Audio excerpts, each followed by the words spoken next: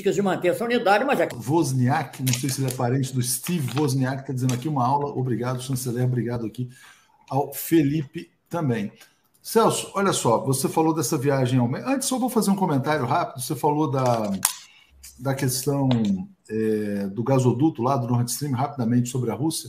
Hoje eu achei uma notícia muito interessante. O Olaf Scholz, primeiro-ministro, chanceler alemão, na verdade, né, que é o primeiro-ministro lá, tem esse nome, determinou que a relação com a Rússia vai ser uma relação pessoal dele. Então, embora você tenha lá o Ministério das Relações Exteriores, quem vai lidar com Putin, com o gasoduto, vai ser ele diretamente. E teve uma declaração do Putin no final do ano dizendo: nós fizemos a nossa parte no gasoduto.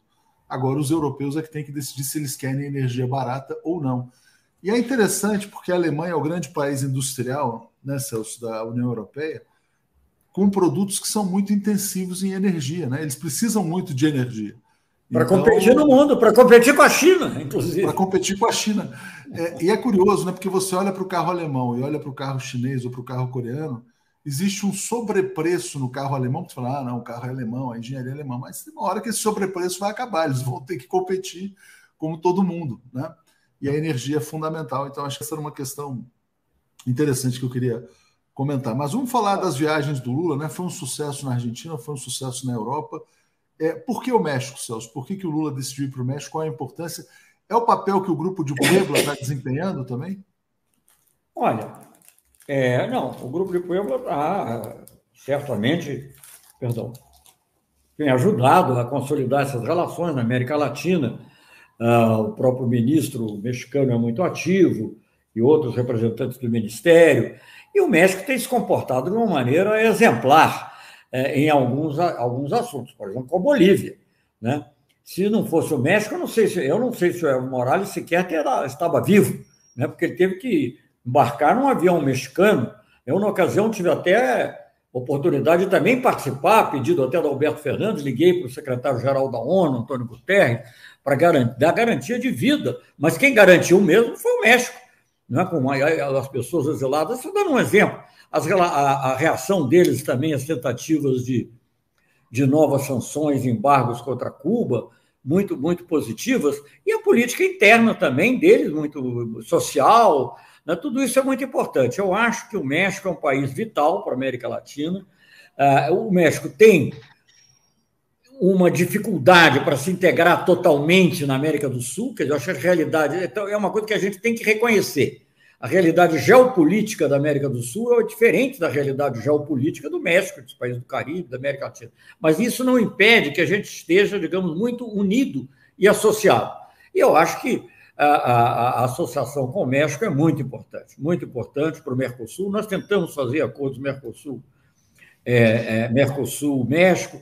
Aquilo ali acabava encontrando resistência dos empresários, mais deles do que daqui. Mas eu acho que a gente vai poder avançar nesses campos também. Mas, enfim, no momento, nós não somos governo, nós somos apenas, digamos, arautos de uma posição para mostrar que o Brasil é outro. Veja bem, o México tem liderado a CELAC, né? Ele agora vai passar a presidência para a Argentina, o que também é muito interessante.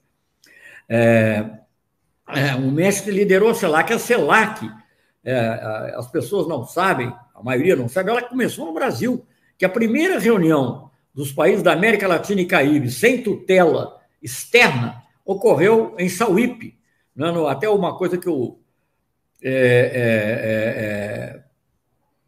que foi qualificada na época como as multicúpulas, porque nós fizemos 4 cúpulas ao mesmo tempo, do Mercosul, Grupo do Rio, Unasul e CELAC.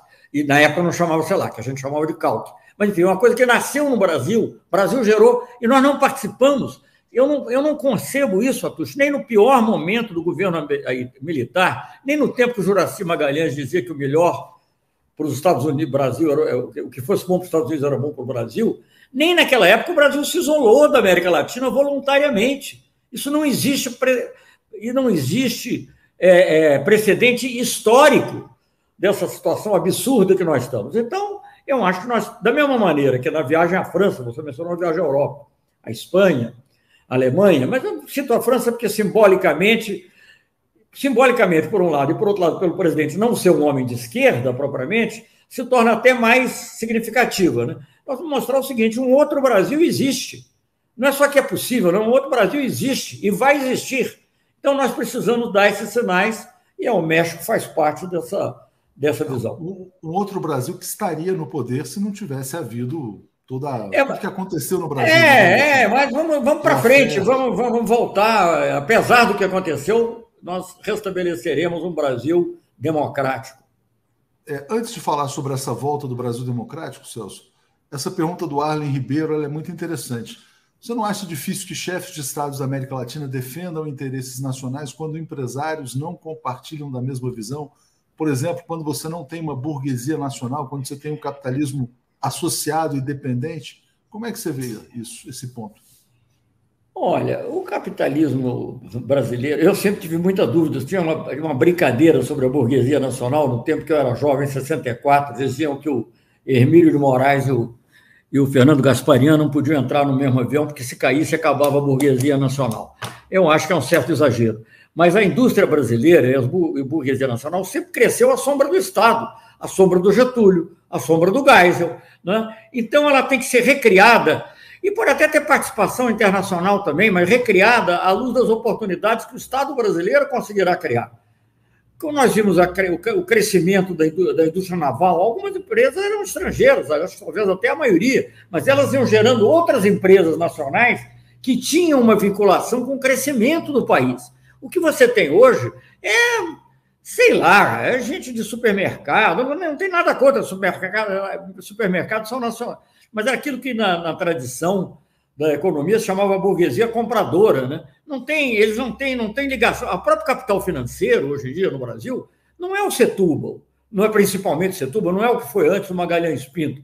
É gente que ganha quando sobe e quando desce, sem compromisso nenhum com o crescimento nacional. Mas, quando o país começa a crescer, ela se forma, a burguesia se forma em volta, e aí ela passa a ser uma força positiva. Isso ocorreu com Getúlio, em uma certa época, ocorreu com Geisel, numa certa época, e pode voltar a acontecer com o Brasil também. Então, eu não vou ficar esperando que venha essa burguesia nacional para lutar por um Brasil democrático e soberano. Mas chegou a acontecer também, de certa maneira, com o governo Lula, né? Lula e Dilma, sim. Exatamente. Maera fala: sair do Tratado de Não Proliferação, pena de morte para traidores da pátria, Moro e Deltan, pena de morte. Assim o Império deixaria a gente em paz. Celso, vamos falar do cenário político aqui no Brasil. Bom, a última pesquisa Datafolha, logo no final do ano, a gente não se falou depois disso, o ex-presidente Lula apareceu com 48%, o Bolsonaro com 22%, o Moro, se eu não me engano, estava com 9% e o Ciro Gomes com 7%. Né? Somando todo, o Dória acho que estava com 5%, alguma coisa por aí. Somando todo mundo, não chegava aos 48% do Lula, Lula vencendo em primeiro turno. Esse ano começa com a candidatura Moro praticamente esvaziando rapidamente e uma maré muito favorável ao ex-presidente Lula. Como é que você viu o Datafolha esse começo de ano? Assim, agora é meio que tocar o barco até a eleição. O que você... Está longe, né? O problema é aguentar as loucuras que serão feitas daqui até lá. Ocorrerão várias, né? E na área sempre, enfim, mas eu acho que temos que ter, ao mesmo tempo, firmeza e paciência para chegarmos lá, evitar qualquer sobressalto, qualquer tentativa golpista, que eu não creio que tenha futuro, mas, de qualquer maneira, acho que o momento mais... Nós todos concordamos com isso, aliás, eu li o artigo da Tereza Cruvinel outro dia também, muito bom aí. O 7 de setembro foi o momento de maior tensão, acho difícil, quase impossível recriar condições para isso, e eu acho que essa política de alianças e de amplitude que o presidente Lula tem conduzido ajudará a fazer essa transição. Eu acho que o bolsonarismo vai passar, diferentemente do trumpismo, que nos Estados Unidos é muito forte, porque tem uma raiz social muito mais significativa, vai passar a ser um episódio histórico. Haverá um resquício, né? Sei lá, uns 15%, mas eu acho que nós vamos passar e eles vão perder a expressão. Eu acho que esse é o caminho que eu vejo. Você não citou uma outra estatística interessante, que na escolha dos partidos, 28% da população prefere o PT, e que vem em segundo lugar é 2%. Então, é a mais alta cifra desde, acho que 2012, sei lá, o segundo ano do governo Dilma, que estava muito alto, o crescimento econômico também muito alto. Então, eu acho que isso também demonstra que para o caminho que nós estamos seguindo, que é positivo. É uma retomada, né? Quer dizer, o PT praticamente voltando ao seu ponto mais alto, que foi no começo do governo Dilma, quando teve 31% da preferência. E isso aí, Celso, na verdade está se espraiando pelos estados, né? Então, por exemplo, quando se tira o Alckmin da disputa em São Paulo, o Haddad aparece em primeiro lugar. Mas não é só em São Paulo. Em Pernambuco, os dois candidatos que aparecem em primeiro são Humberto Costa e a Marília Reis. No Rio Grande do Sul também é um deputado estadual do PT, que é o Edgar Preto. E aí fica essa questão aí surge a questão da federação, das alianças, etc. e tal. E o que vai se tornando complexo nesse quadro é que os partidos que querem se aliar ao PT, eles estão muito abaixo, né? Inclusive nas preferências estaduais. Como é que você está vendo essa questão das alianças também nesse contexto em que o PT se fortaleceu muito no que parece ser uma onda Lula no Brasil? Eu acho, olha, tenho todo respeito por outros partidos, eu sempre fui a favor de frentes que congreguem todas as forças progressistas, até forças democráticas, né, mesmo que não tão avançadas em certas questões, mas as pessoas têm que ter consciência da sua força. Você não pode cobrar um preço extraordinário se você não tem. Então, eu acho que, por exemplo, eu não quero citar casos específicos, mas eu vejo que, por exemplo, em São Paulo, quando o Alckmin sai, o Haddad é claramente o preferido, é mais do que natural que seja ele o candidato. Eu não vou comentar os outros estados, porque eu não conheço tão bem a situação, mas certamente São Paulo seria muito importante. Eu acho que, até porque, se fosse diferente, se o candidato do PSB fosse o segundo colocado, depois do Alckmin, ele poderia vender o passe mais caro, mas eu acho que tem que ser realista, né? As coisas são como são.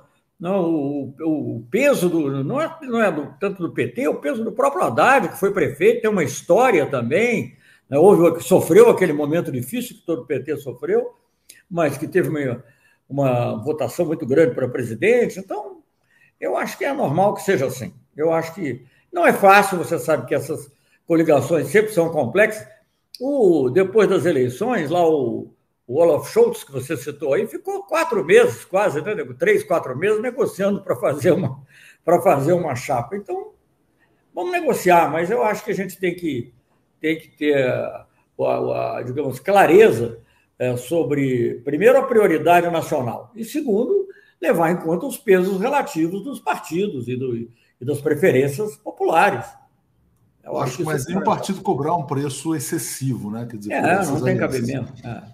Celso, na eleição para prefeito de São Paulo, você apoiou o Guilherme Boulos publicamente. Que conselho que você daria ao Boulos nesse contexto, em que você vê o Haddad hoje como o nome mais forte? Quem sou eu, né? O Boulos vai ficar dizendo quem é esse cara que fica dando palpite na minha vida. Eu acho. Não, ele vai te respeitar, certamente. Não, eu apoiei porque não tinha nada contra o Gilmar Tato, quero deixar isso claro, mas o que eu acho é o seguinte: a eleição de 2018 era uma eleição nacional, de certa maneira. Nós estamos reagindo ao bolsonarismo.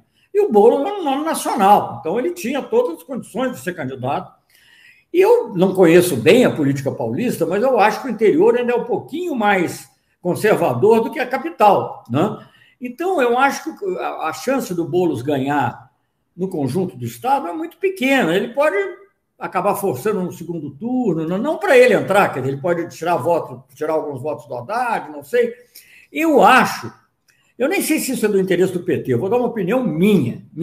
O ideal para o Boulos e para o PSOL é que ele fosse candidato a deputado federal, como foi o Brizola em 62 aqui no... Como eu sou velho, eu vi muita coisa. O Brizola em 62, é verdade que naquele momento não estava tendo candidatura majoritária, mas de qualquer maneira, acho que tinha majoritária senador, não sei, mas enfim, ele se candidatou a deputado federal, o PTB fez uma bancada que nunca tinha tido no Rio de Janeiro. Então, eu acho que o Boulos, se ele fosse candidato a deputado federal, ele teria... Quem sou eu, hein? Eu quero aqui, com toda humildade, dizer que é uma mera opinião, não estou dando conselho a ninguém. Você perguntou conselho, eu não dou a ninguém. Mesmo para os meus filhos, eu não dou conselho, não dou opinião, eu dou informação quando solicitado. Então, a informação que eu dou é essa. O Brizola fortaleceu enormemente o PTB em 62 aqui, sendo candidato a deputado federal.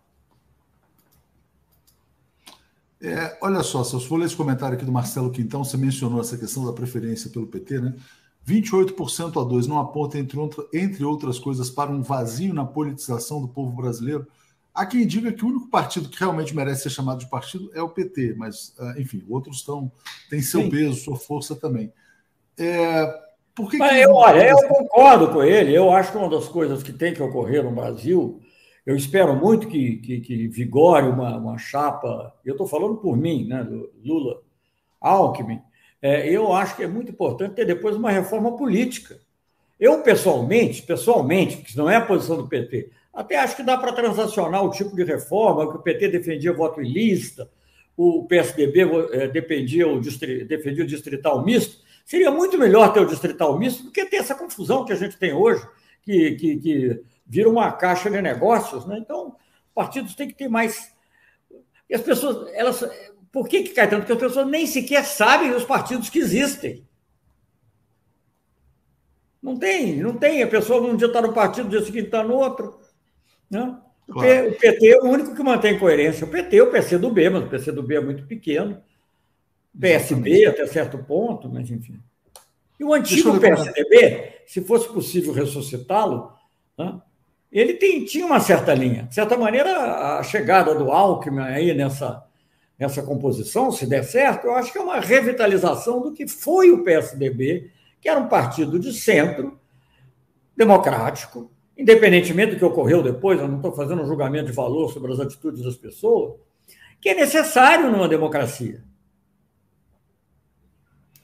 Celso, deixa eu ler 2 comentários que chegaram aqui. O Antônio Alves dizendo assim: a criminalização dos créditos para exportação vai sepultando a construção civil, enfraquecendo o comércio sofisticado com parceiros na América Latina e África.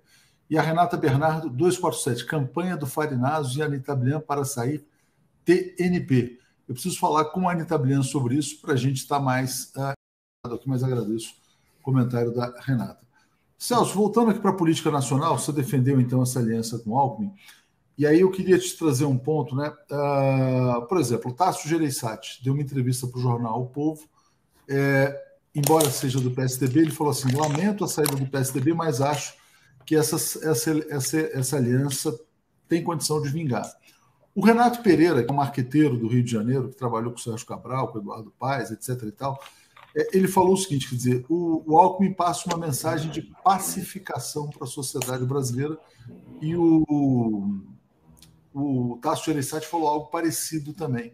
Você acha que é nesse campo do simbólico que tem esse valor assim de uma pacificação nacional? Eu acho que é no campo do simbólico. Só que para fazer justiça, quem passa não é o Alckmin, quem passa, quer dizer, ele sim, mas é o Lula também, ao se inclinar por um vice como o Alckmin, que passa uma mensagem de pacificação, de tranquilidade, de desmistificação, inclusive, porque a direita ficou o tempo todo inventando não só mentiras sobre corrupção, etc., mas também criticando.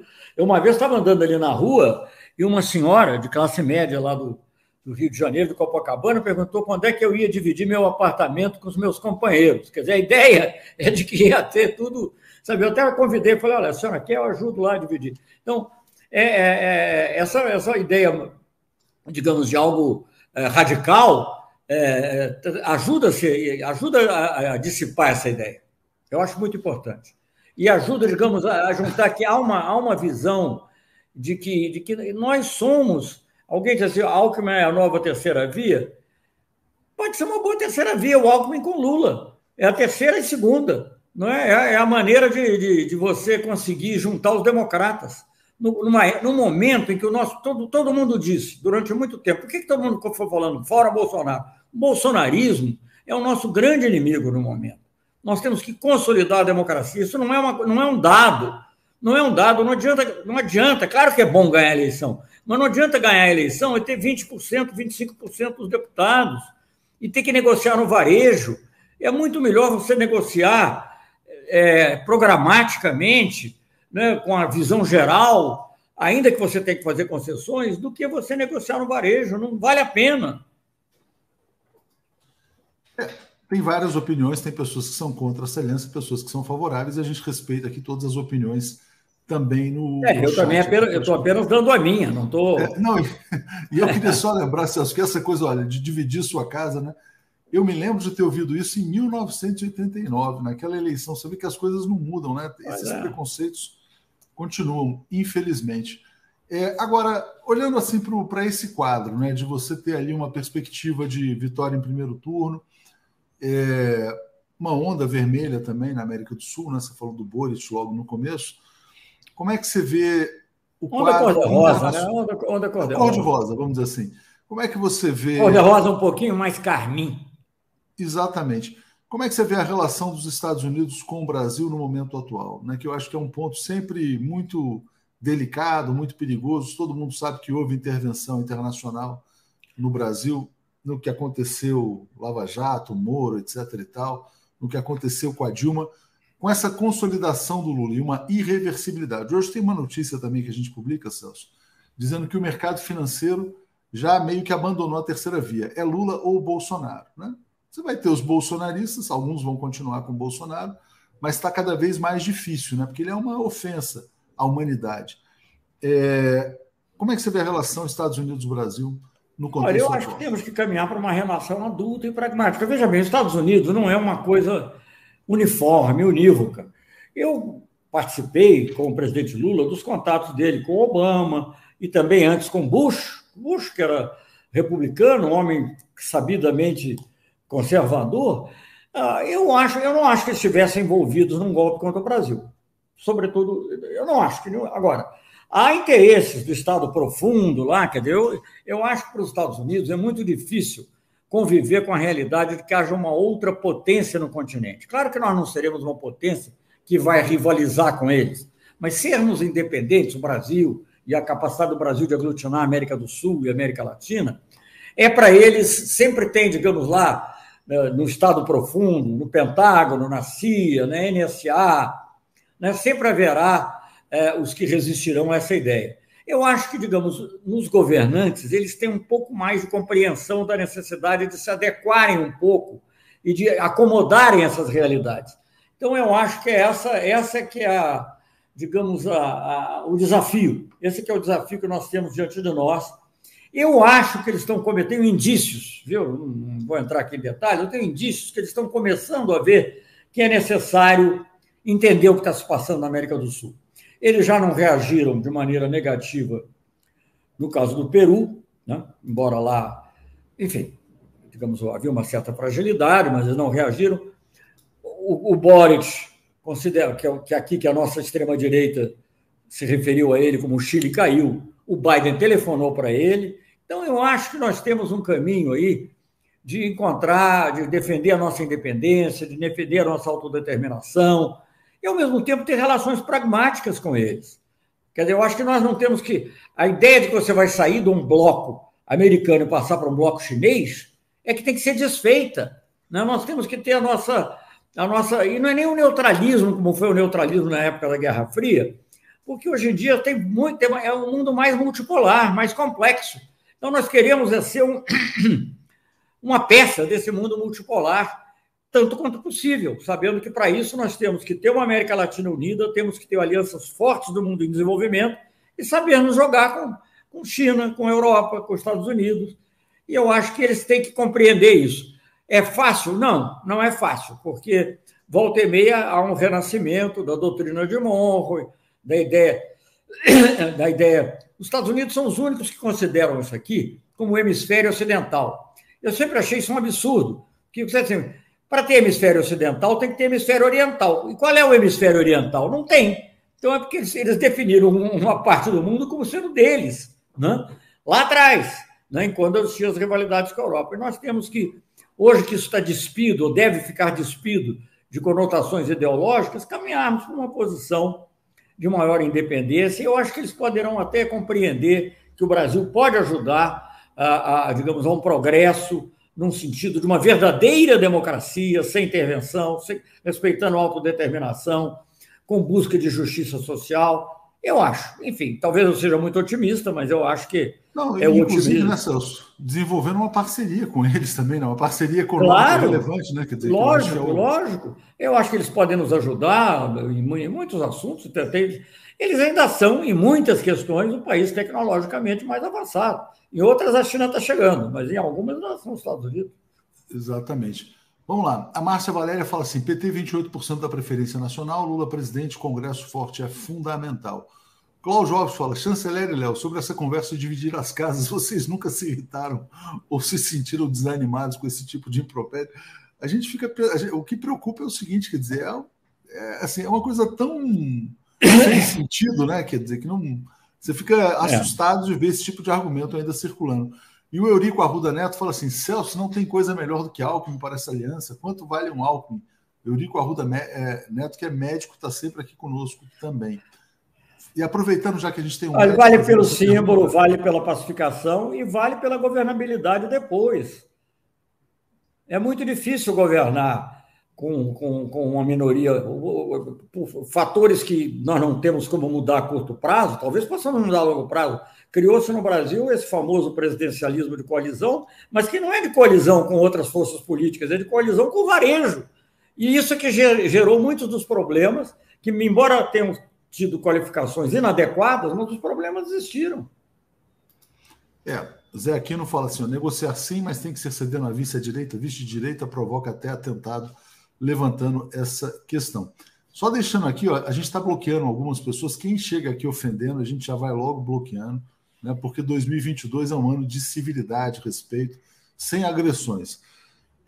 Celso Amorim, você está esperançoso em relação. Última pergunta aqui em relação ao fim da pandemia da Covid-19, embora tenha esses casos aí de Ômicron, parece que é uma questão mais leve.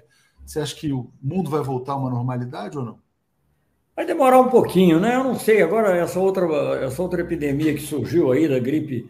Nossa, olha, essa eu acho que isso, digamos, fortalece os argumentos para a cooperação internacional, com a participação de todos. O Brasil tem que ter. Eu fiquei muito chocado com uma notícia que eu li outro dia, que o Brasil não estava participando das negociações mais íntimas, vamos dizer assim, sobre patentes. O Brasil, que sempre foi um líder nisso, né? E isso tem a ver com a pandemia, mas isso não é o único aspecto. Então, eu acho que o Brasil tem que voltar a ter um papel de liderança na discussão da cooperação internacional, na discussão das questões das patentes, na questão de acesso a medicamentos, para falar desse tema, como também, obviamente, em questões climáticas e outras questões. Então, é isso que eu vejo, e eu acho que o Alckmin não será obstáculo a essas coisas.